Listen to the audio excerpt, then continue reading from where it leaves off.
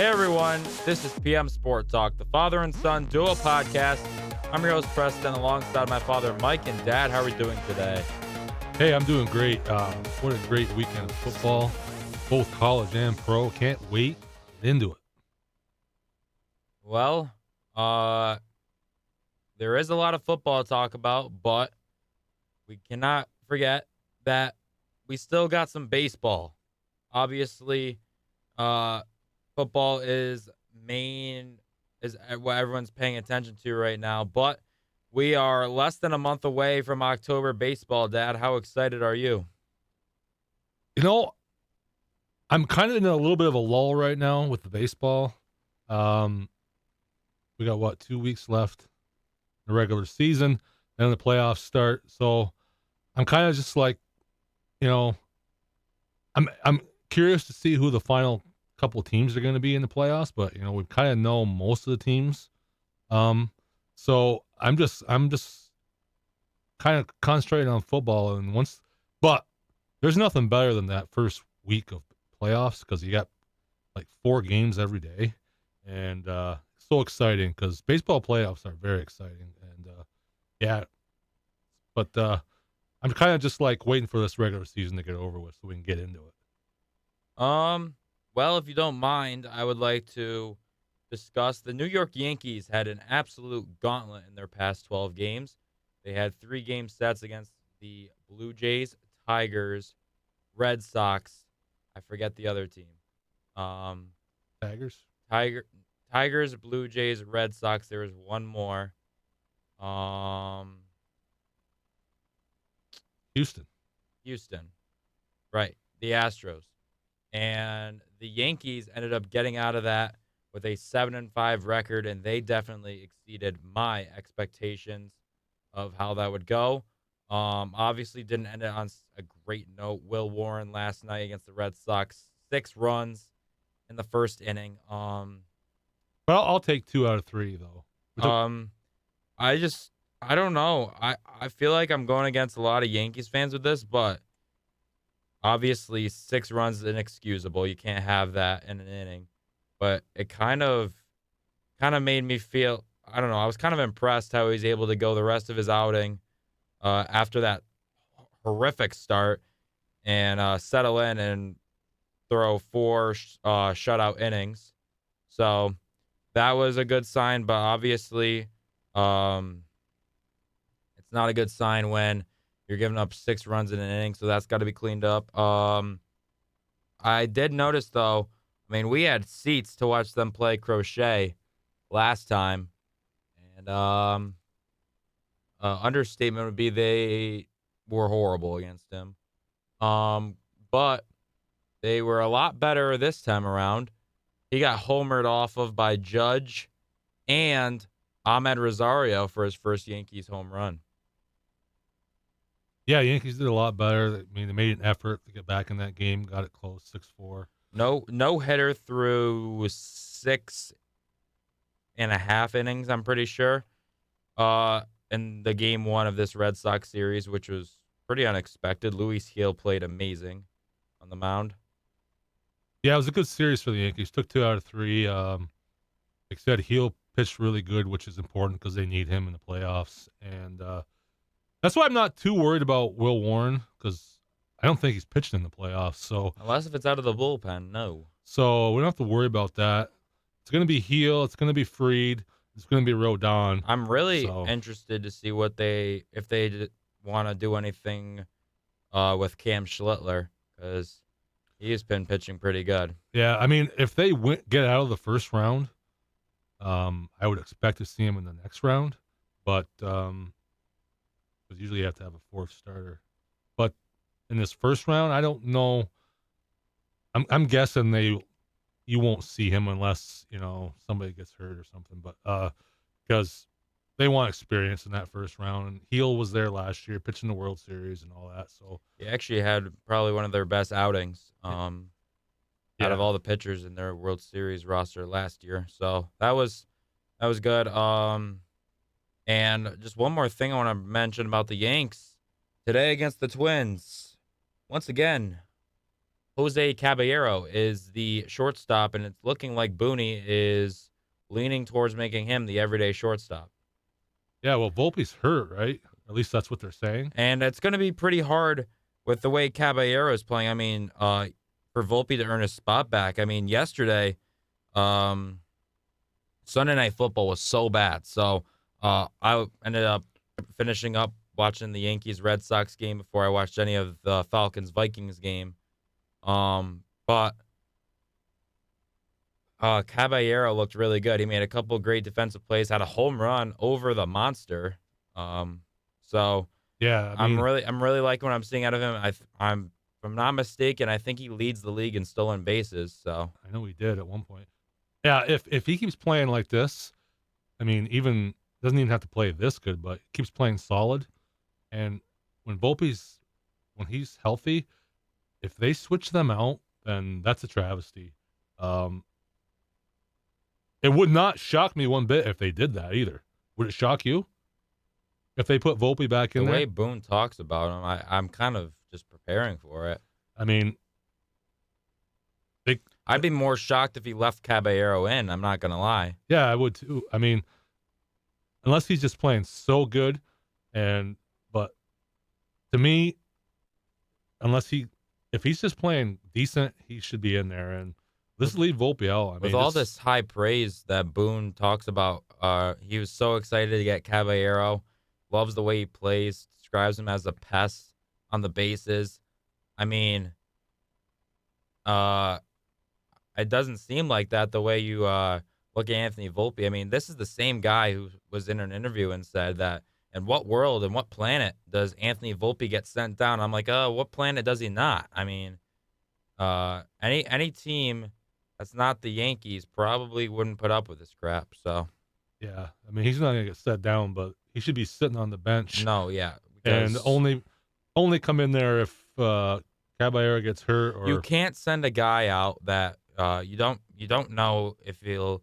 It's very rare that he gives you something with his bat during this stretch, and at the same time, you can't send a guy out that you don't know if he's gonna go out there and have a yip error and can't make smooth plays. yeah, it's too many things going on with him. It's not a risk that's worth taking. You know, with Caballero, he's making play after play after play in the field, making it look easy out there. Yeah, if I was the Yankees, he'd be my shortstop going forward, Probably be my shortstop a long time ago. So and let Anthony Volpe come back in spring training and try to earn a spot back. But that's where I would leave that. We'll see what they do. and then you mentioned how the playoffs are pretty much all set. I would say not so fast. The NL wild card has a little last spot up for grabs, and that would be between the San Francisco Giants and the New York Mets. Um, right now, the Mets are on a massive losing streak, so I still think they get in, but they're up. They're back up by a game and a half now, and not to make this about the Yankees, but how refreshing would it be to see Soto left out of the playoffs his first year in the Queens? I'm rooting for. I'm rooting for the Giants. I can't stand the Mets, and I'd love nothing more for them to miss the playoffs. But I have a feeling they're gonna just sneak in, and It's really weird how the Giants are.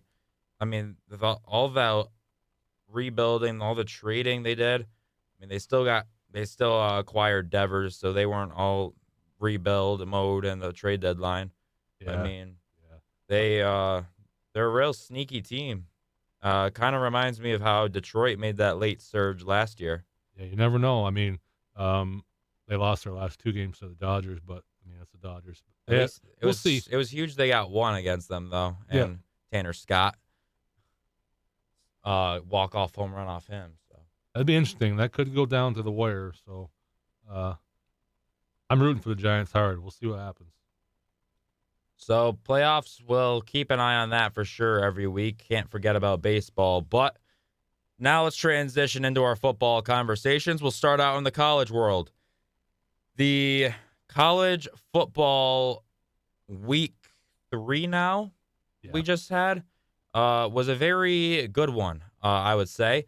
Let's start off. Let's go to Atlanta, where Georgia Tech Uh, let's be honest. I'm not calling this an upset over Clemson. I mean, this team is should have been ranked before this game, in my opinion. Yeah, I don't know why they weren't. I mean, I mean, if you look at betting odds, um, actually, Clemson was actually the underdog in this game, because they were on the road, and Georgia Tech. I mean, Haynes King, he's got this guy has got so much talent with his legs. It's unbelievable. You don't know what to expect from him. yeah, they're a tough team. Like I say, run the ball extremely well. They play hard defense, um, tough on offense, and coming off the year they had last year, I was really surprised they weren't ranked because they had a pretty good year last year. Very competitive team, and like you say, the way Clemson barely won last week against, well, the score is not indicative of how close that what they were down at a half, weren't they? Mhm. So They were down at half to Troy. yeah, so and they just yeah, this is a team that had high expectations. So um It's very weird. Georgia Tech, though, um, this is a big win for them. If you look at their schedule going forward, it's pretty doable. The only other ranked matchup as of right now that they have coming up is Georgia, the last week of the season, rivalry week. that could be a pretty good game. So Yeah, they actually could. I mean, last year wasn't it like 8 overtimes? That was a heck of a game there. yeah, crazy game. Yeah, Um, Clemson, though, however, 1-2, they fall unranked after this game. I'm gonna call it what it is. I mean, Cade Klubnik is going back to freshman Cade Klubnik, yeah. What happened to the Cade Klubnik we saw last year? proving everybody wrong, and now this year he just seems to be going right back to square one. It's like it was the same thing last year though. Didn't they start out 1-2 last year too? Then they went on this They big. still could make the They still playoffs. could, It's early, but so I wouldn't say never. I would say never say never. But as of right now, I mean, this team just constantly in game and record wise start off slow. It seems every year. it's really weird. Um, Because this isn't a team that they're not like a lot of the other teams. They're not big in the portal world. Um, so does what Dabo doesn't believe in that? no, he likes to get out of high school recruits and the way they always used to do it, big time recruits. So they tend to keep their players. So there's not a huge turnover like some teams have. So you would think there'd be more continuity there, that they wouldn't get off to these slow starts. But 2 years in a row, and with a quarterback that's on his fourth season, who was picked top one of the top 5 quarterbacks to come out this year. I mean, he probably still will be unless he just has a horrible season all year. But yeah, just crazy how they're starting out like this. But like I said, it's possible they could do what they did last year and go on a big winning I streak. will And say so though, it's going to be a lot tougher to do that this year. The ACC is it's really better. good, Yeah, Miami's and really good. last year, however, it wasn't. Florida State's back on the map. It seems like Miami is looking like a team to beat. Yep. So Who else? Georgia Tech himself's in the ACC, so there is a chance that uh, they could run into each other again if both these teams made the ACC championship, yeah. which would be a pretty good game there. Now let's go back. Let's go to another interesting matchup. SEC LSU taking on Florida, and DJ Lagway looked horrendous. He was horrible. 5 interceptions, threw the ball 49 times, and it's looking like all she wrote already for this team. I Yeah, mean, I could. We saw Clemson. We said there might be a chance that they can get on a hot streak. I don't see that at all in this Florida team. They look done. no way. We talked about it last week. I think they have the toughest schedule in all of college football, and there's just no way getting off to a start like this. That losing that South Florida game is just a killer for this program. And with all the tough games they have coming up, they still have Georgia, Texas, who knows, Florida State. Mhm. They play Miami next week. Yeah. I mean, That is a brutal schedule. They have no chance. That coach is gonna get fired, just a matter of whether it's in season or at the end, and, I don't know. I mean, he hasn't looked good for years, and they haven't moved him. I mean, if yeah, there's a well, year to do that, it should be this year. it will be. They're not I think he should have been gone a while ago, yeah, but he's that's not making it through unless they have some miraculous turnaround, Napier. but Yeah, I do not see it. I didn't expect them to win this game. LSU's the real deal, and, but, you know, I caught Brian Kelly after the game. He was at his presser. Um, I will say I am a guy who absolutely hates Brian Kelly. I think he's a piece of crap. Uh, but he did have a pretty professional response to the interview. Uh, Reporters trying to stir up crap, trying to get him to like say what's wrong with his running game. I mean, they were just criticizing, and he was like, "How about we focus on these guys who went out there, played 60 minutes, and won the game?" And he was just kind of calling out reporters for being so harsh on college kids, which is a problem. I feel some of the time. well, I used to feel that way, but now I don't because they get paid, and, um, so I don't I'm not I'm unfamiliar with how all those payments come through.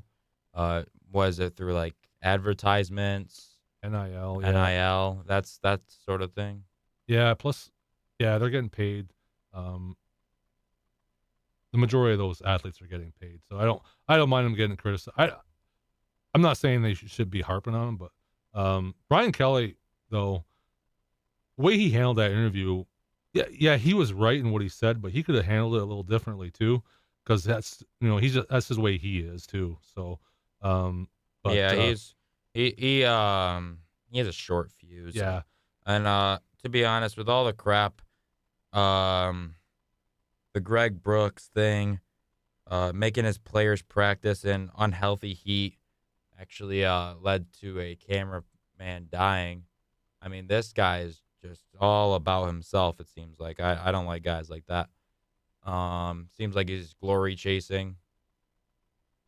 Call it what it is. I don't know. I'm not in that locker room, so I don't know. But that's the when you respond like that and when you are constantly in the headlines like that, that's how people are gonna see you.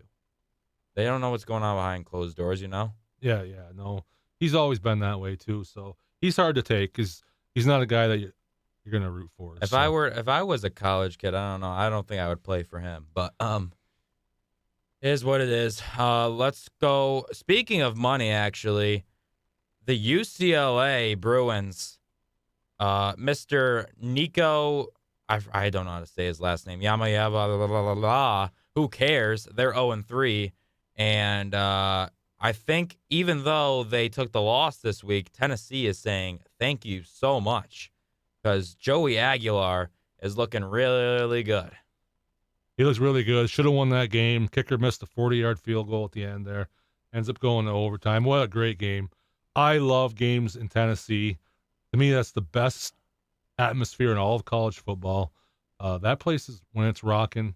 Um, awesome on a Saturday I afternoon. Let me tell you that overtime drive for Georgia, um, two plays I think, or two or three plays. I love the way they. I don't know, just something about watching the team give it to their running back and watch him bulldoze through, and that's exactly what Josh McCray did. He was an absolute beast. Yeah, I had a feeling once that kick was missed to win the game that Tennessee was going to have a hard time beating Georgia. That Georgia was going to win that game because they had all the momentum and all the air came out of Tennessee. They're like they had won the game. Just had to make a 40-yard field goal, and Yeah, it took all the momentum away. I And know they were pretty close, but it was third down. They had timeouts. Obviously, there's that risk of turnovers, but I really think they should have handed the ball off or put the ball in Joey Aguilar's hands and had them try to get a little closer. That kick was horrendous, not even close. But I don't know. I feel like it would have been a better. I would have taken the risk trying to get more yardage. Yeah, I always look at these opportunities. I'm like, if I was a coach, I would take every opportunity I can to try to get closer for that kicker, just to take a little bit of weight, run by run or pass by pass off his shoulders. especially in college. I mean, hmm it's a 40-yard kick, but it's a 40-yard kick with pressure like that. That's a lot. I'm And not saying. I think they had a great drive. I'm not saying that that was a stupid decision. Obviously, you're going to try your kicker out at some point. I just think, as more of an opinion thing, I would try to get a little closer for a college kicker. Um, but it was still a makeable field goal. Couldn't get the job done. Georgia took full advantage, pounded their way into the end zone, and they take this one 44-41 in overtime. And, I mean, this was an absolute incredible game. Best game of Saturday by far. oh yeah, um, game of the year so far. In my Well, opinion. I wouldn't say so far because some people might think the game down in Indiana was better between Notre Dame and Texas A&M. This was an absolute incredible finish. And before we get into any games, I'm going to tell you this is an absolute travesty. How is Notre Dame 0-2? I don't care who they've played. They haven't won a game. They've lost 2 times. They shouldn't be ranked. I don't care. Miami is good, but Texas A&M is a ranked team. But you lost 2. When you lose to one ranked opponent, you're going to stay ranked if you're like a top 10 ranking. When you lose 2 and you haven't won a game yet, it's ridiculous. This Notre Dame squad has always gotten favoritism, better treatment by the NCAA, the committee, whatever you want to call it. And it's an absolute travesty to the sport, to teams like, I don't know, USF. I mean, they lost to a good Miami team, and they have a win against a ranked team in the swamp. You can make a case that they should be ranked over this team. South Carolina. I know they lost to Vanderbilt. Let me tell you, that game is a lot different if Lenora Sellers doesn't get hurt. There's so much teams that deserve a ranking so much more than Notre Dame. I don't care how close they were to winning. I don't care who they've played. Bottom line is, they haven't won a game. They've lost 2. They shouldn't be ranked. Yeah, compared to those teams that you mentioned that have won, have beat ranked teams. So it makes no sense. But it's Notre Dame. It's the Notre Dame effect. They want them in there because it's Notre Dame. They're the biggest program And in that's all the of college problem football. with college sports. I'm gonna say you remember a couple years ago when Florida State got left out because Jordan Travis got injured. Mm-hmm. Obviously, they're gonna take that into account. But to me, the way I look at that team played 13 games, won the ACC, did everything they were supposed to do. And at the end of the day, it doesn't matter because guys who sit behind a desk, watch games, and drink coffee all day decide if teams should make the playoffs or not. This might be an overreaction, but it's over and over and over again that the committee screws these teams over, right? It's ridiculous. Well, yeah. It's ridiculous. I don't know. It's just that spit in the face feeling when teams go out, fight, did everything they were supposed to do, and they get left out for like SEC teams or Notre Dame. I mean, this is ridiculous. Put them in a freaking conference already. I'm so sick of this independent crap. Yeah, I can't stand it. If they finish, I think it's top 10 in the AP poll, they're automatically in, or some stupid thing like that. It's ridiculous, and that's why they keep them ranked. That's why they're keeping them ranked, because they're hoping they're going to go on a run, and so they can They slowly move probably them up. will. The only ranked team they have soon is USC. Yeah, so they play a bunch of So nobodies, dumb. and they're going to get in there. Another one I have a problem with is Penn State. How are they ranked second? They have played nobody. I mean, nobody. Basically, double A, Division 1 AA or whatever the heck they're called teams Is there a chance we can pull up the full top 25 rankings of college football? I'd really like to see uh, the full 25 teams and if if there is a what we have problems with, but keep going. Sorry to interrupt you. Yeah, but um, they're still ranked second. I mean, how are they ranked ahead of Miami? How are they ranked ahead of LSU? Teams that are undefeated and have beaten ranked teams. LSU. To me, here's what the rankings should Georgia be. just beat Tennessee. Here's what the rankings should be. Right? Ohio State, put them at 1. LSU or Miami 2, and then the whichever one Georgia. you don't put 2, 3. Georgia 4. I mean, you can rank those teams however you want. I think Ohio State remains 1 no matter what. Yeah. But LSU, Miami, Georgia, that to me is 2, 3, and 4 right there. And honestly, you could make a case to put Florida State above of Penn State. I mean, they beat Alabama. They should be above them. Do I think they're a better team? Probably not. But But right I don't now, know. But it's proofs in the pudding. It's what you've done. That's why these ranking things.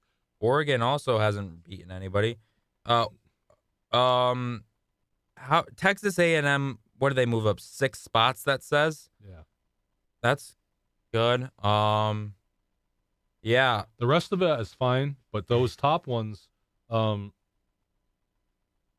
That's kind of crazy. How's Michigan still? What are they doing in the rankings?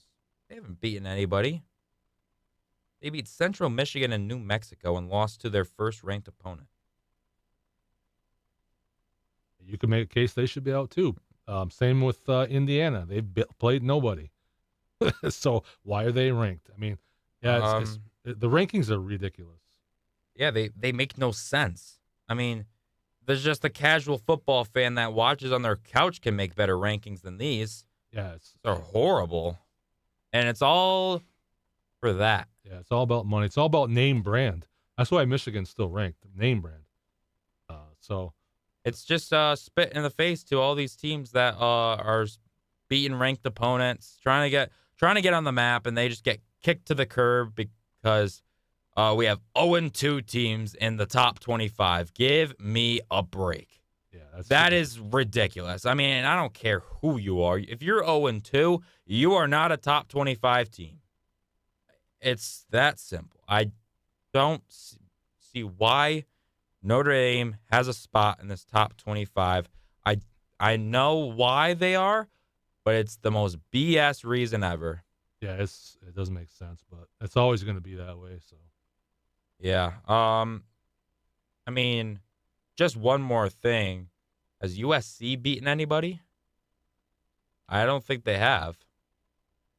Yeah, I don't even know who they've beaten. So, yeah. So, this is not the best top 25 team or top 25 list I've seen.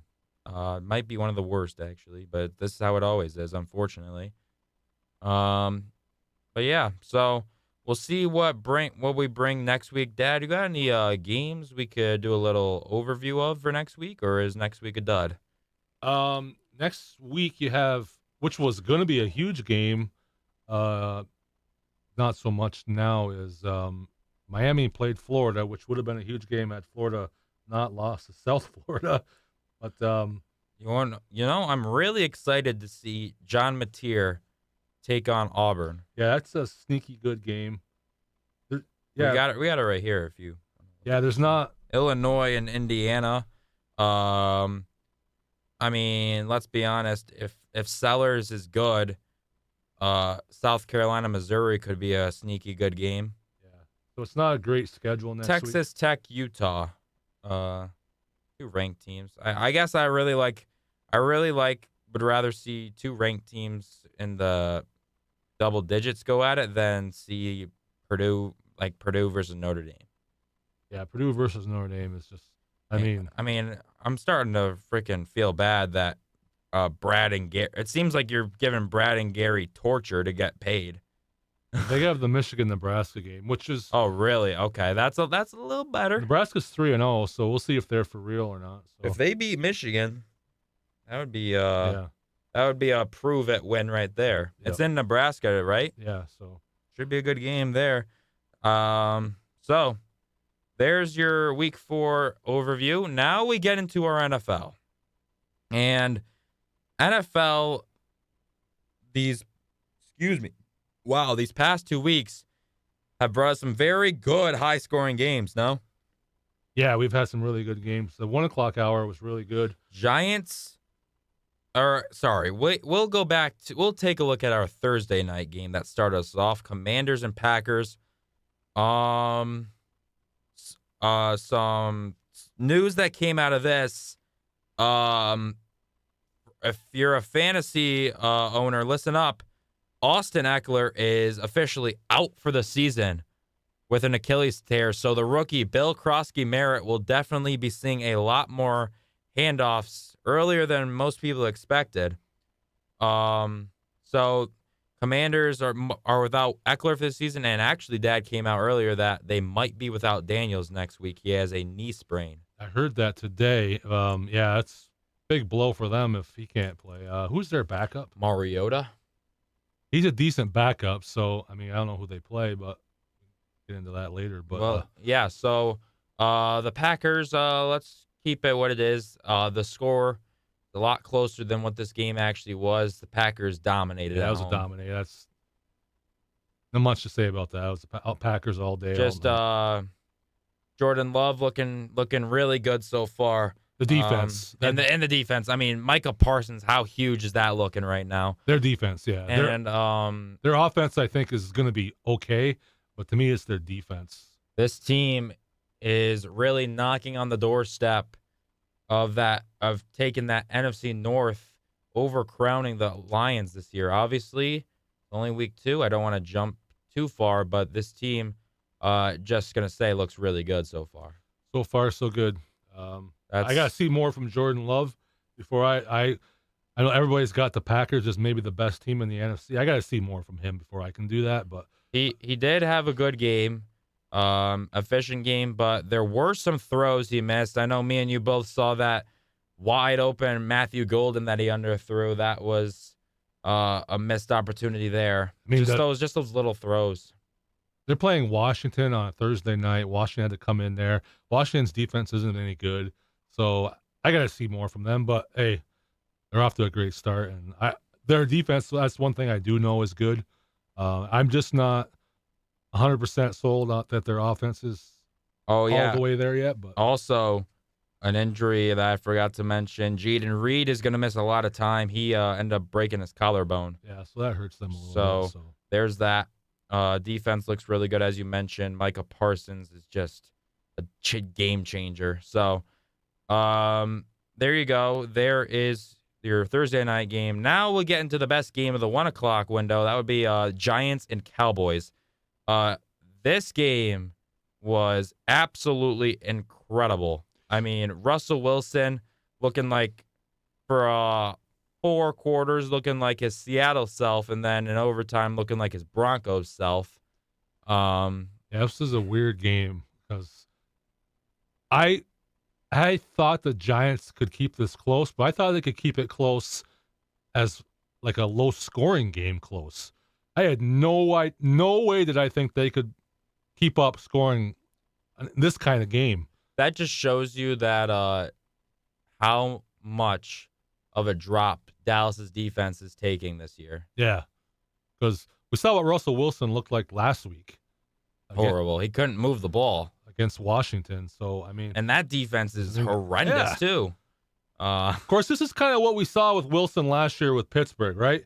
He had that game against Cincinnati where he threw for over 400 yards, and then he has a game where he throws for 150 and can't get out and gets sacked 10 times. Inconsistent. I think that's the same Russ you're going to see with the Giants.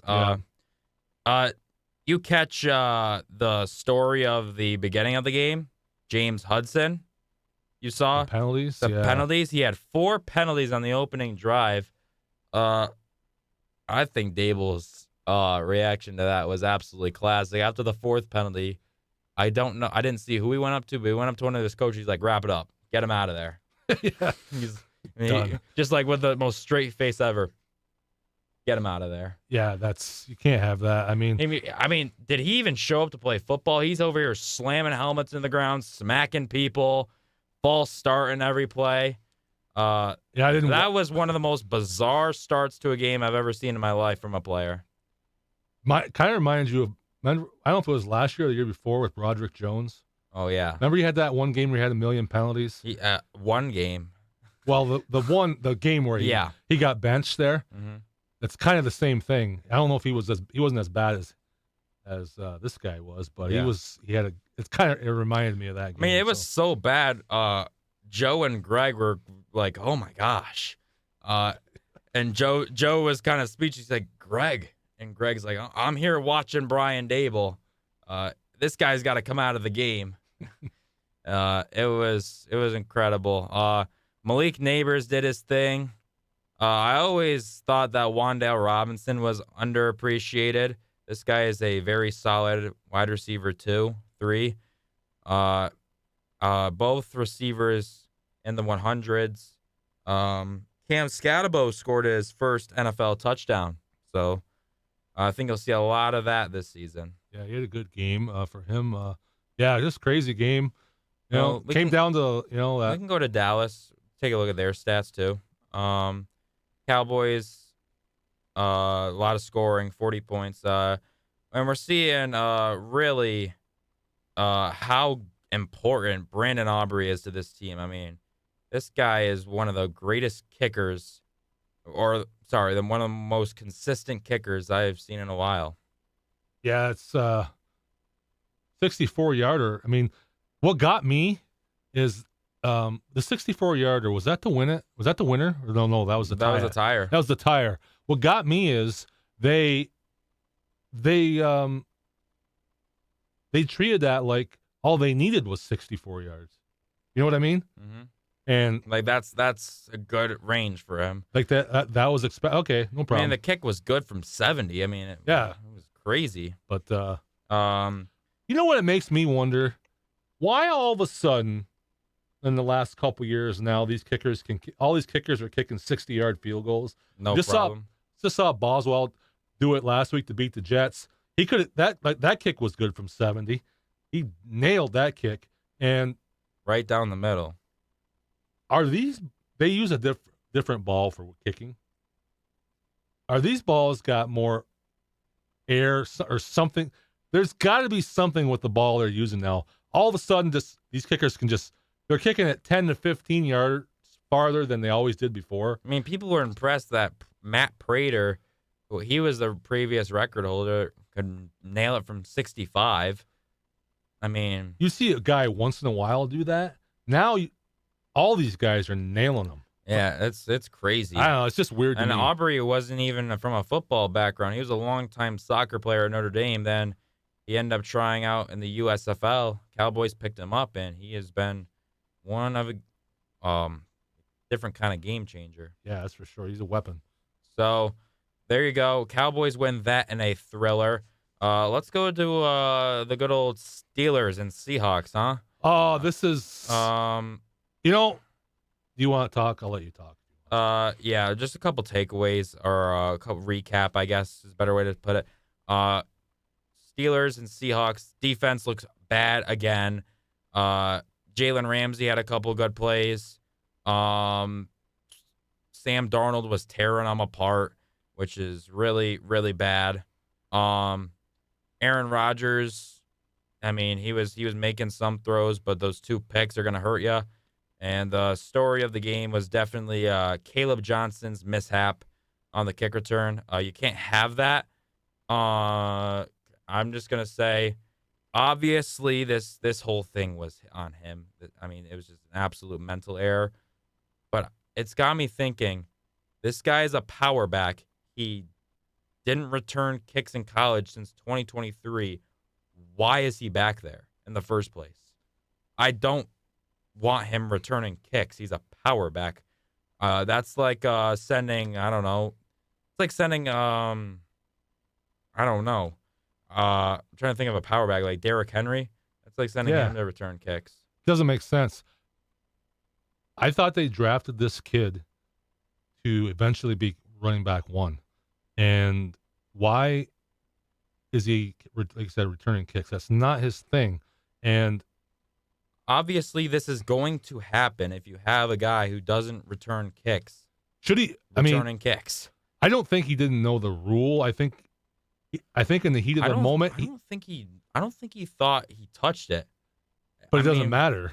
no, it landed in the landing zone. He was definitely confused by the rules because right after they Yeah, scored the touchdown, the camera panned to him and he had that face like, "What?" Like he he's was still thinking of the confused. college rule. I Yeah. think. I really think this was a case of he forgot the NFL kickoff rules. He got flustered in the moment, and um, I've seen this before with Pittsburgh. I don't know. Do you, in all your uh, history with the Steelers, looking back on history of the Steelers, do you remember Barry Foster? Harry Foster. He was a big time running back for Pittsburgh for like 3 or 4 years. When? Uh, it was back in the 90s when they Nope. went to the Super Bowl. Nope. I don't know if I you've don't. seen YouTube videos or whatever. Same thing happened to him. He was back returning kickoffs. No idea why he was. He was going to be their featured running back. He was a rookie drafted. He just let it go. Kind of like this. He didn't even try to catch it. It went over his head into the end zone. And he let it go. He got confused between punts and kickoffs, I guess, and he ended up being their feature back for like 4 years. The next year, he redeemed himself. So I'm hoping the same thing happens with this guy. And But let's be honest here. I'm really sick of seeing all the overreactions. I don't care if it's week 2. He needs to go. That was unacceptable. Yes, it was unacceptable. This guy is a rookie. It's week 2. He shouldn't be returning kicks in the first place. If you are already saying that he needs to go, stop rooting for the Steelers.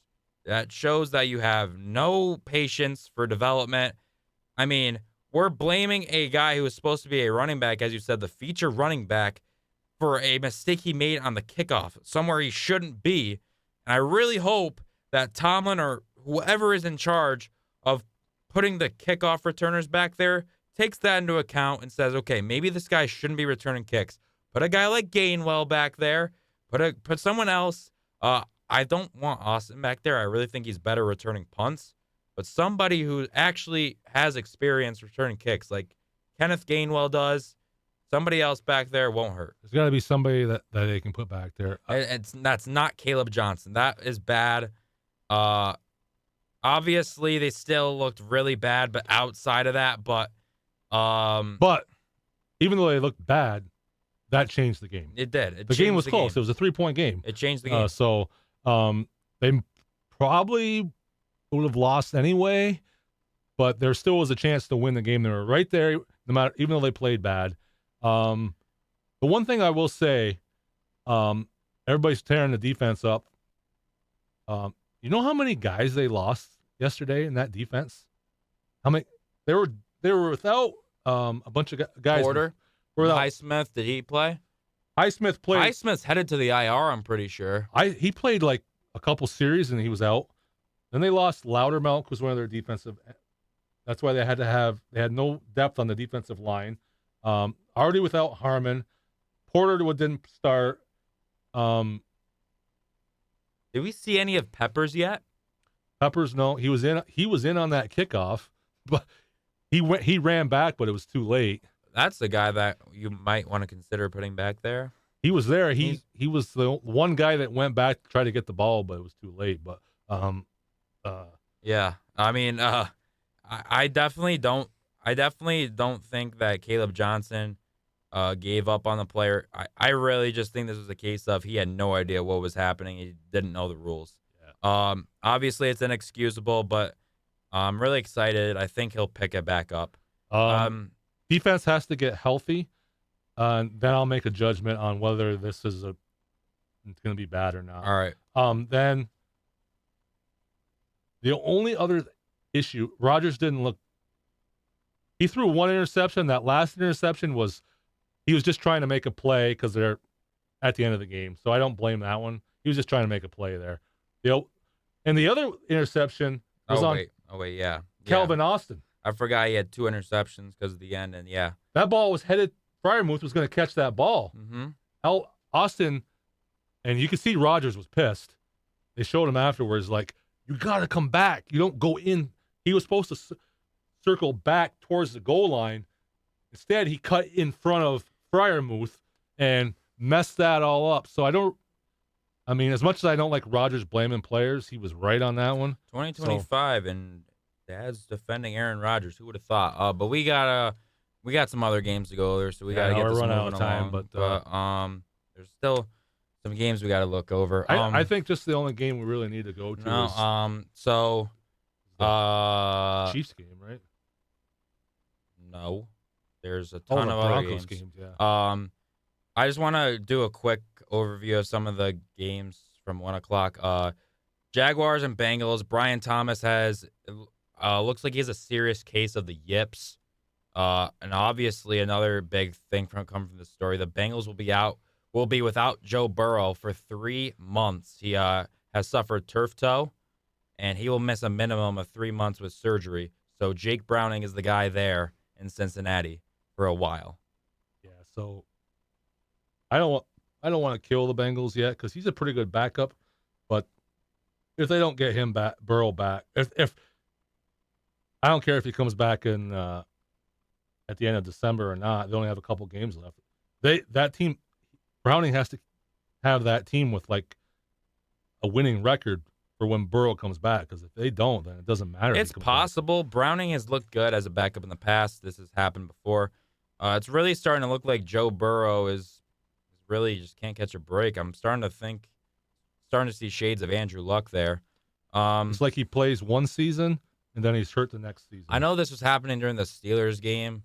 So I don't know if you paid attention on Red Zone or at all, but I don't know if you saw that clip where Trevor Lawrence waved off his coach, Liam Cohn. That was something to keep an eye on. Don't know if that guy's lost the locker room yet or not, but that was interesting. I mean, it was funny. It was ironic because he was making the point, hit him in his chest, exactly what he does on 4th down, and Brian Thomas drops the ball. So there's that. But let's move on. We got to keep going. Dolphins and Patriots was a good game. I'm really starting to think that the Dolphins are going to be one of the worst teams in the league. They did a lot better scoring this time around, but still. Yeah, they're going nowhere. They're shot. Coach is going to get fired. They're done. Mike McDaniel, I feel like should have been fired a while ago. Just doesn't look like he has that fire in him at all. But let's keep it going. We'll go down now to 49ers Saints. Mac Jones looked good. That's all I got to say from there. Mac Jones. It's the Saints, so I won't read too much into it, but he did look good. Yep. I don't know. Just gonna make the point that we've seen quarterbacks who didn't look too good come alive with Niners. So something to keep an eye on. Now, obviously, the last one I want to look over at the 1 o'clock games was Bears-Lions. Ben Johnson revenge game, and Detroit, it really looked like they were running up the score. They were taking this game personally. Yeah, they annihilated them. I mean, the big story was, Dad, they didn't kick 3 points on 4th and goal up 30. That's what a lot of people are looking at. That's possible. I really respected Ben Johnson, though, because a reporter was trying to get him to get a little click out of him saying, did you think they were running up the score on you doing that? And Ben Johnson's like, what do you want him to do? This is a guy who goes for it on 4th down. Sure, they could have kicked the field goal, but that's what he's going to do. Yeah, so he took the high road. And now we have Colts and Broncos. This was definitely my favorite game from the 4 o'clock window. Such a great game. And I want your thoughts on this. Was it leverage? Was that a good call? I think technically it is, but when you look at it, he had his hands on him, but did he even really push off? That's what I saw. I watched the replay after the game. I saw it in live action. I'm like, yeah, he definitely pushed off. I mean, his hands were all over him. You look at it close up, the hands are on there, but But it he didn't. doesn't look like he uses him to. Yeah, No. So, I don't like it. I would not have called that. I think that was a bad call in that especially at that point of the game. But other than that, Daniel Jones is starting to look really good. It's starting to make you wonder: is this a Giants problem? I mean, Colts were the better team. I think they outplayed Denver. So, and let me tell you, this is a great place for Daniel Jones to go to try to revive his career. I mean, you got Steichen as your coach. You got a great offensive line. Jonathan Taylor as your back. Great rookie tight end. Just a lot yeah, to like with the Indy. offensive line is key. You got to That's perfect. I mean, I'm sure he's like feeling like he's in heaven with the offensive line he played with before. Oh, definitely. So there's that. And in the big Super Bowl rematch, didn't turn out to be that entertaining of a game. The Eagles had the upper hand throughout. More of a defensive game, huh? Yeah, for both sure. defenses are good. Kansas City's defense is still really good, and that's really the only reason they're in these games right now, because their offense is not good. Big story from big thing that happened at the end of the game. Chris Jones is an absolute idiot. I mean, the Eagles are in victory formation, and you're over here talking about how much yards another man has. If you haven't seen the clip, I suggest you go look it up. It's pretty funny. Chris Jones, the Eagles are about to take the kneel down to secure the win. Chris Jones is like running his mouth. You could hear him go, you don't even have 100 yards. And Jalen Hurts goes, we won the game. Shut up. And then takes the knee. It was perfect. Yeah. The Chiefs, I think they're getting sick of losing to the Eagles. And Jones probably a little frustrated that, their defense played that good and they still lost.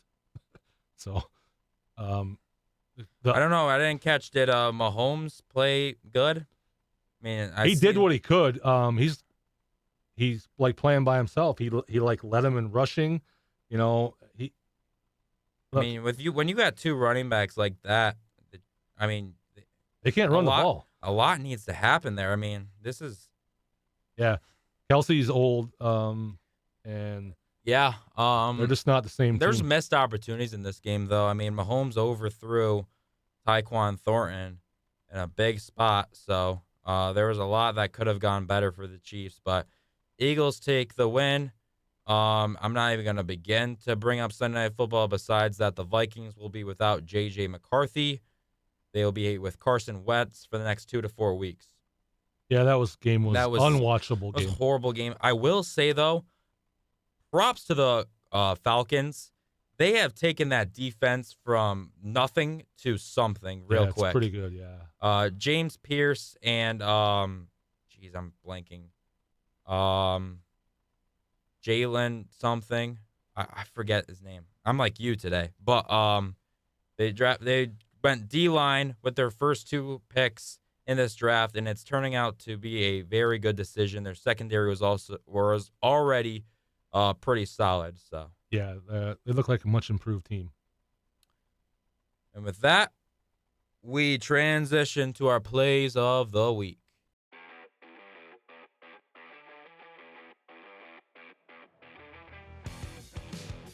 Coming from A&M and Notre Dame, 4th and goal, gotta have it. Marcel Reed pumps, throws to the end zone, touchdown!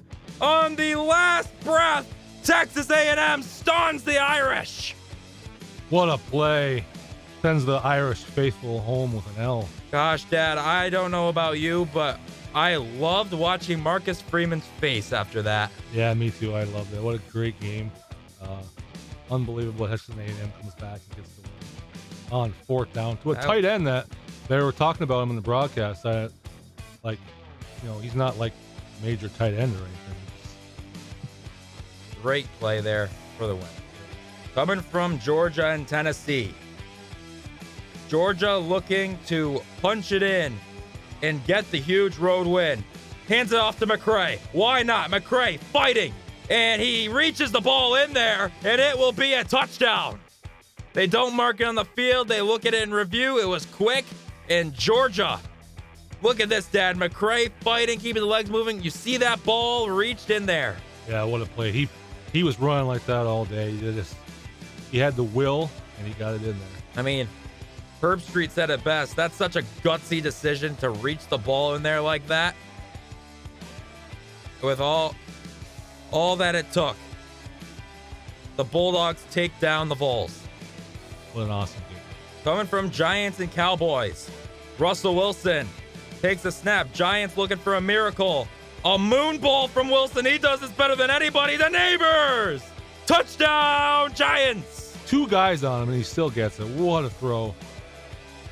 I think, Dad, we're seeing Malik Neighbors with how he's playing already in his second season. This guy is a top 5 receiver in the making. Oh, he is. Look at that. Right in the money. Kind of saw that with Wilson and Pickens last year, huh? Coming from Bengals and Jaguars. Browning, looking, throwing, end zone. Mitchell Tinsley. Touchdown, Bengals. What a way to score your first NFL touchdown. And, Dad, we saw this all preseason as well. Yeah, just what they need is another great receiver, right? I mean, this guy's their wide receiver 3. And it's crazy with all these catches he's making. You would think he's their best receiver. Unbelievable. What do you think there? Toe, shin? Yep. Once the shin hits, he's in. Great catch. Toe, shin, NFL, that counts as 2 feet. That would be a touchdown. Great play from the rookie. All right, Dad. That is the end of today's episode. Who was your top performer and biggest disappointer? My biggest disappointer is TJ Watt. He didn't really show up yesterday. I know he was probably getting double teamed, but with all those guys out, he's gotta make more plays. My top performer, even though he lost, I'm gonna give it to Russell Wilson. He had a great game. Might be the last great game he ever has, so I'll give it to him. For my top performer, I'll give it to Daniel Jones. Yes. I'm really liking his resurgence. It's fun to watch, and I'm really interested to watching this Colts team from now on. And then my biggest disappointment is gonna be J.J. McCarthy. Is and always was a handoff merchant. And I'll tell you this right now, if Kevin O'Connell can't develop him, nobody can.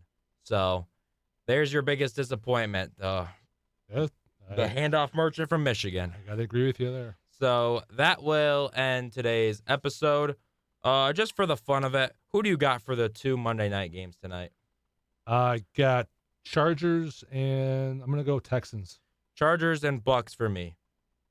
With that will end today's episode. I'm Preston. That's my father, Mike. And see you guys on the next episode. Goodbye.